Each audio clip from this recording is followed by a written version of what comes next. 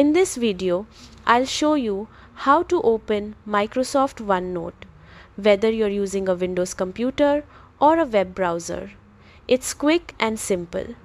Let's start on a Windows PC with Windows 10 or Windows 11. Press the Windows key on your keyboard or click the Start button. In the search bar, type OneNote. When Microsoft OneNote appears in the results, click it and the app will open. If this is your first time using it, you may be asked to sign in with your Microsoft account. Signing in allows OneNote to sync your notebooks across devices so you can access them anywhere. If you're already signed into Windows with a Microsoft account, OneNote may sign you in automatically. If you don't want to install the app or you're on a shared computer, you can use OneNote directly in a web browser. Open any browser and go to onenote.com. Click Sign In and enter your Microsoft account details.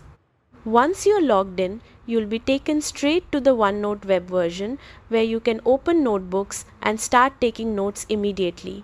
This option is great when you need quick access without downloading anything.